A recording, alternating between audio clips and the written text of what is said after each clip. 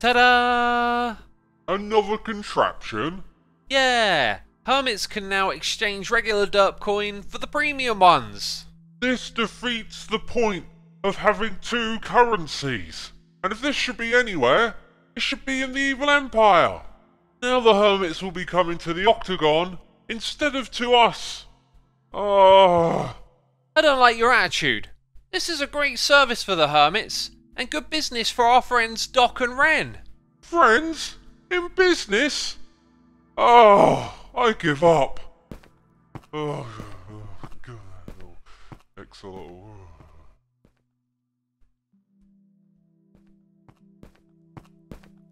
You're very particular about all of this derp coin business stuff. Like, what's the matter with you, man? Whoa! What was that? You can see that? Yeah! That's so cool, what is it? It's magic. It's magic. Oh, it doesn't work anymore. Hey, don't be sad, that was really cool. It doesn't work, you fool. You know, I try to be nice, but you can be really rude sometimes. And you know what? I'm trying to make the derp coin amazing for all of the hermits. Why can't you see that? Looky here, I've got diamonds.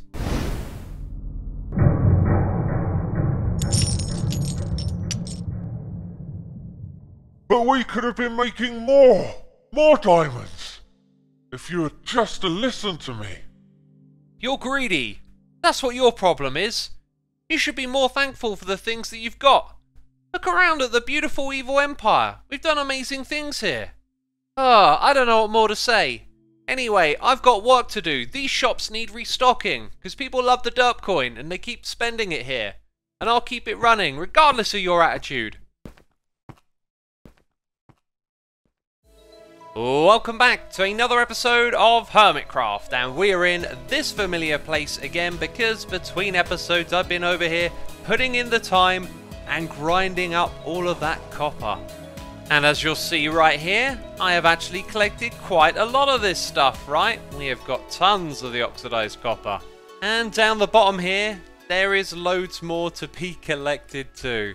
And all I really want to say is I'm really happy with how all of this has turned out. All of the redstone circuitry, the layout, the whole thing works wonderfully. And as you can see, just using it to get tons of oxidized copper. But in doing all of this, there is something that I have run out of, and that is my golden carrots. Can you believe it? So when I originally came over here, I actually had stacks upon stacks of golden carrots in some of my shulker boxes, and I've torn through all of them because using this farm uses up a lot of your hunger. So for me to come back to the computer and just have 17 carrots left was somewhat of a blessing. Otherwise I might have died. And using that rocket, well, yeah, that was kind of bad timing to do that. Anyways, I hope you haven't forgotten that these buildings are all full of villagers. And around the back here, there's a sneaky little entrance. Look at it right here. And yeah, we can trade with the villagers. Pumpkins, we can turn them into golden carrots. Oh, and the names of these, Graylian, Lama Del Rey, Lama Gaga, Kendrick Lamar. That one's my favourite right there. Anyways, you might be able to tell that I'm in a pretty good mood. That might be all about to change because it's only been like a day and a half since I put out the last episode, and I'm not exactly expecting to make any Hey! But there we go, we have made some sales. Well, that is just wonderful to see. And so I've decided what we're going to do with all this excess copper that we have is increase the amount that you get from 16 to 20. So it really is an absolute bargain now. And with that, my friends, we should be able to rope in a few more customers. I mean, the price is terrific, right? Anyways, from good news to bad news, I have a little bit of a problem to solve, and it involves the derp coin staking over here. You see, it turns out that the chunk loader system has actually broken, which means this thing hasn't been paying out. So a while back, I actually tore down my old system and rebuilt this one, which was designed by Ilmango. It basically does the exact same thing, but I was hoping that it wouldn't break down. And so for a reason I can't really determine, sadly the minecart gets caught in this hopper at the back and gets stuck there. And so I have to come over here, hit the lever to reactivate it from time to time, but I think it's been stuck for a very long time. Anyways, that's a problem we're going to have to deal with at another time. We need to find a solution, and I think it involves this redstone torch right here. When the contraption is running, it's turning on and off frequently. So if we can detect when it stays on, which is when it's broken, and then use that to send a pulse into the block, it will kind of kickstart this contraption. So we can use redstone to fix this issue, and then we've got the issue of figuring out how many derp coins we owe everyone. So this was a head scratcher. It really took me a long time to finally land on the way that we do this, and we can actually simulate this going wrong by placing a block here as it locks the minecart inside of there. So then we have to reset it manually. We want to automate that, and finally I've figured it out. We need to create a circuit that slowly cools down, and we can do that using the redstone signal strength. So over here, this thing replenishes this signal every so often, but as you can see, it is slowly decaying as well. So it keeps getting replenished. When it doesn't, it will then turn on. So the way that we do that is we add this additional bit of redstone right here, which is cut off from the rest, so it too is going to decay, and then when it actually does fully decay, it can send a signal across into the block that has the torch on the side of it. So let's go ahead and simulate this. It comes through, it's going to get trapped inside, this thing is going to activate a moment later. Aha! There you go. But it might not actually work, we'll have to test it out in practice. It might be that it needs like a longer decay after this redstone torch, but yeah, we'll have to wait and see. And so far so good, it has actually survived a server restart, which I think might be the culprit of it breaking. But anyway, we need to fix the amount of derp coins that have been given to our investors because the system hasn't been running. And I thought that this might be a nightmare because I don't know how many of these have been taken out of this barrel, right? But what I do know is that I started off with 9 stacks of derp coin in here, and I've gone back and looked over the videos of Cub and Doc and figured out when they opened up each of their staking passes, so I can actually calculate how many derp coins should have moved from here over to this side. So I will put some numbers on the screen. With Cubfan, it was 64 days, which means that we owe him 256 derp coins, and he's already received some of these. So now there is 4 stacks, which is 256 left. So all of these go into the barrel. And with Doc's first staking pass, it would have been a total of 2 stacks and then 4 derp coins. So you can see that's the amount that's been taken out of the dropper. So these get shimmied into here. And then with Doc's third, it is 56 derp coins, which would leave behind 8 out of a whole stack, right? So that's how it should be. These ones go in here. And I completely forgot about this thing over here, which has been running the entire time. And it had a very similar amount to what Cubfan had in. And I kicked this off the same day that Cubfan came over here and opened his up. So that would suggest that all of the calculations here are pretty accurate. Oh, and the reason that I knew it was 4 a day is because I had the spreadsheet that Mumbo shared with me to set this thing up over here. So I went and double checked the numbers in it, and it is set to produce 4 of those a day. And if you saw the redstone activate, yes, it literally fired off right then. And as we know, that only happens 4 times a day. Now there is one more thing I want to do here. If this contraption does break, then the redstone to the side of me will turn off. And if this doesn't fix it, then I think what I'll do is I'll send this redstone up to the surface. I'll put a redstone lamp up there, and then I'll be able to keep an eye on it as I like fly around my area. So yeah, leaving a rogue lamp lying around on the ground outside, not such a good idea. So I figured we'd actually wire it all the way up over to our base. So yes, we have a line of redstone going all the way down here underneath the river, and then up a bunch of redstone torches to the lamp right here. So there we go, we've fixed up that whole project, we've got an indicator in the base, and before we move on to my next project that I have planned, I've got some tidying up to do over here. So I have made the most out of this, and I've gone and restocked some of the ores that we got from deep down underground, so now the prices are better than ever. And also over here I've set up a flash sale, and I forgot to put some ink on the sign. There we go. So we're selling all of this stuff off like super cheap. I'm pretty sure it's the cobbled deep slate that's just going to disappear out of here. But at 2 derp coin a stack, we will at least make a few diamonds, and I've fully restocked all of this over here. and wrangled out a few more diamonds. So in other words, business is going really good over here at the moment, and we should be able to wrangle in a few more sales. And you know where these diamonds came from? This operation right here. I've made a bunch more sales already. And now you might be expecting me to move on to that project that I mentioned, but back here at the base we got an issue, and it is a blinking light. Although the blinking is kind of slow, but it will blink, and that means we've got a problem. And having seen this happen already, I think I kind of got an idea on how we're going to go about fixing this. You see, last time this happened, all I did was hop through into the nether, and I saw the minecart come through back to this side. There you go, you see, that's why we get the blinking. And so I want to see if we can fix this issue by shooting an item into the nether, which should load it. I don't think lighting the portal is going to do that. So this thing is still blinking. If we go ahead and put some items in here and press the button, that should now load the nether. And there goes the minecart, right? So you know what we're going to do next. We need to hook this circuit up to that dropper. And to do that, we should be able to pull the signal from anywhere on our decay clock. So that will turn off until we have the problem. And when we have the problem, it's also then going to power this dropper.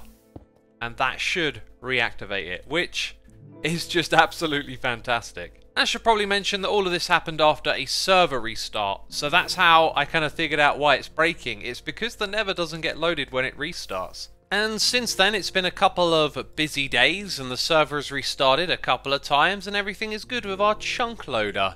Now, you might be wondering, why am I standing on top of this building? Well, I didn't know either. I just flew and plopped myself down here, but then I spotted this, and I guess this is why we're up here. Maybe I was drawn to this roof so that I could see. Why is there an upside-down llama? I do not understand. There is a sign. There is a sign. Shop at Padlama Co. in Botham. Okay, so it's an advertisement. And I think I might just leave it there, you know. The terrain around here is a little bit lonely apart from the buildings that I've put together this season. And boy, we've actually put quite a lot of them together, right? And inside of these buildings, we have loads of villagers moving around from one area to the next for trading. And some other farms and projects as well. And I've got a farm in mind I've been wanting to do. Oh my goodness me. Did you see that rumble? Was this something to do with you? I feel like my train of thought gets interrupted so often, and usually it gets interrupted by me most of the time. But anyway, I've had this idea for a sheep farm, one that's automated, but is also a free roaming sheep farm. And I kind of realised that we could actually put it into this basement down here with no hassle whatsoever. Now there are two components, two things that need to be understood when making a sheep farm. You need a way to collect the items. That is going to be done with rails that go underneath the grass here, as sheared sheep will drop their wool onto the ground. And so the second thing is the shearing. We have these dispensers. Okay, I can't record right now, and I'm going to keep talking, and you might find out why. Oh, there it goes. Hiccups! I've got terrible, terrible hiccups. So it's now been a couple of days. I'm over the hiccups, but I've got a sniffly nose and a husky voice, and yeah, something else has come over me. This winter season has not been kind. Anyways, we are ready now to continue with the sheep farm idea, and the next thing I was going to show you was shearing the sheep with dispensers. So here is the deal. We got one with some shears inside of it, and this thing is 2 blocks off of the ground, but if we wrangle a sheep underneath, it is enough to reach its hitbox. This is not going to be straightforward, is it? Come on, dude. Ah, there we go. You see, it sheared it. So it should be pretty easy to understand why this is really cool. The sheep just get to roam around, and you can sort of run into this space and dye them differently based on what your needs are. It's quite different from having all the sheep sort of cooped up in a little 1x1 area, or also having them go around in a circle. I mean, there are many different ways to do these sorts of farms, and I haven't done one like this before. And another thought that crossed my mind is that you could actually put them into little pens like this. Now, it doesn't matter where the sheep is inside this space. At the moment, it's pushed over into the furthest corner, and it will still get sheared because the dispenser just needs to find part of the hitbox directly below it. Oh, and there we go, another rumble. Now, the reason I'm telling you this is because you can kind of make a low-budget farm where they're a little more organised. However, they only ever eat from the grass in the middle. It would be wonderful if they could actually eat the grass of the corner that they're in, but that's just something they won't do. But anyways, here's what I'm going to do. I'm going to cover this entire floor with dispensers facing downwards. Yes, I misplaced that one. I'm going to have to watch out for that. And then from our staircase, we're going to have some sort of access point that lets me walk over here and fill all of these up with shears. And then on top of this, I'm going to have to come up with some sort of way of powering them all at once using redstone. Now, the cool thing about recent changes to the shape of redstone when it's on top of a block is that we can still access the dispenser that's below it. So then down at this level, we have our free roam access where I can go in. I can breed the sheep if I want to get their numbers up. I can cull the herd if we don't need so many at one point. And best of all, we can dye them for our current wool needs. And then heading further down, we need an area directly below the grass. Oh, hello. That's very peculiar. There's just a skeleton hanging out here. And you're shooting me through blocks. Down here we will have a layer of grass which will actually be able to help regrow the one above it slightly faster, and on top of here is where we have our rails so that we can have a hopper minecart go all the way around the room and back. And after all of that's done, I've just got to engineer some sort of redstone to wire it all up together and make it work. Yeah, should be easy, but very grindy. So originally I planned on filling up the entire room, but after going around and sort of measuring certain things out, I realised it's going to create quite a few obstacles, and our minecart hopper will take a long time to go around this room. So I've sort of simplified things by making it so that the glowstone will light up all of the space here in the middle from the edge over to the wall. So now what I'm trying to do is actually get the sheep the other side of this. There's not actually much room for them here. Yeah, if I can start off with the sheep on this side, it will make my life so much easier. Right, they're all on the opposite side now, which is good because obviously it's going to be much easier to build this from the bottom up. So we're going to excavate all of this and move the grass down and put our rails down here. And now this has turned into its own little puzzle game, because I'm trying to arrange the rails in multiple ways, and each time I do it, it seems like you're going to need a gap of 3 on one side and then 2 on the other, otherwise the rail ends up going into a dead end. So I think what I'll do is I'll push this bit here with the staircase out 1 more block, just so when you're going up and down this thing, it feels a little nicer and your head isn't so close to the glowstone. And the other key decision here is that this thing doesn't go all the way out to the end and then go back around again, which might make having 3 on either side possible. What we're doing is having a loop. So this is the exit, and over on this side is the entrance, and then the unloading part is on the opposite side. And the reason for that is because we don't want the minecart to spend more than 5 minutes going around and picking up all of the items. Oh yeah, and the reason we got glass around the edges here is so that we can have grass underneath it, which again can spread and help regrowing. What's interesting is that it never actually changes the blocks below them. So if they're dirt, they don't convert to grass, but if they are put in as grass, they'll stay that way. Alright, all the tracks are properly laid out, and if this area looks a little bit smaller, that's because I had to shrink it in order to get all these rails to fit in. I'm not sure why this thing has stopped moving. And here's the dealio. Maybe I could have made this bigger, because this minecart gets around the track pretty quickly.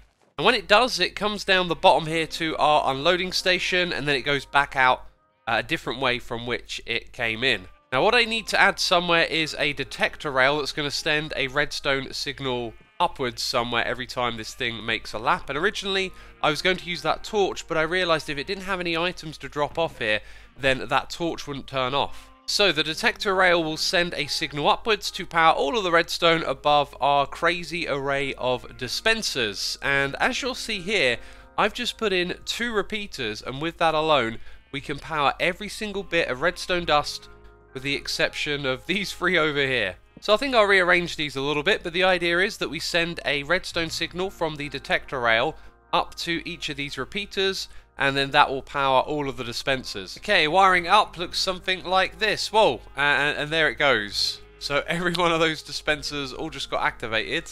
Now I guess I've got to go around and fill them all up manually. Of course, we're going to put in our layer of grass before we do that. So I'm getting all the things in order, tidying up this space, making it look cool, trying to add like an entrance where you can lock them out and then go in. Problem with using some redstone pistons though is that then, you know, you leave it open when you go through to the other side. So we're probably going to end up just sticking with some trapdoors that we zip open and close ourselves. And all of this here is tidied up, and it's quite a grand old entrance. I've gone a little bit plain with the spruce down here.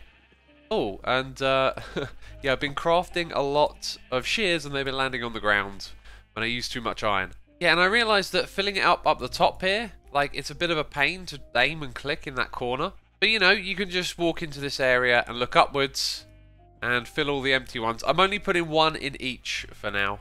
And there is another way in which you can detect if any of these are empty, and that is to look out for one that doesn't create those particle effects. That might not be quite as good of a way as I originally thought. And I can barely believe it, but we're now at that part where we've got to get all of the sheep in. Oh yeah, might need to give them a bit of a wider gap here because they like to fight. Oh! Oh, did you see that? This farm is going to be great, isn't it? And one thing has occurred to me, if we pick up a lot of wool in one go, it'll take a little longer for the contraption below to unload all of that wool. But just doing a quick check, all of the sheep are out of this back area and inside the farm. And look at this, it's so unique. I've never built something quite like this one before. And now I'm just kind of wondering, how many of them are going to eat the grass down below and regrow some wool by the time it goes around again? Quite a few of them. You can see quite a few blocks lying on the ground. And down here we've almost got 2 stacks of wool already. Some more is coming in. I am really happy with how this farm has turned out. And you've got to let me know with a comment down below what you think of this one. Because I don't think I've seen a farm like this done before, and it was a lot of fun to put together. So let's turn our minds back to the beginning of this episode. The copper is selling, like, really, really well. So much so that we have been shifting the derp coin big time. Someone came in and brought out all of this, and a lot of premium stuff has gone as well. It certainly was a good idea to get into the copper market. But here's the thing, my mind has started to turn its attention to something else. And no, it's not the absolutely unbelievably insane landscape that Cubfan has built here. It's that thing. Oh my goodness me. This isn't just big. This is like crazy, wacky, weird big now. That is a phenomenal sight. And my friends, I think we're just going to have to wrap things up here while I ponder what to do about the moon. What do you think's going on with this thing? Is it going to crash into Hermitcraft? I have got no clue. Anyway, that's it. Thank you for watching this video. Leave a like if you enjoyed it, and I'll see you soon with another episode of Hermitcraft. Bye bye.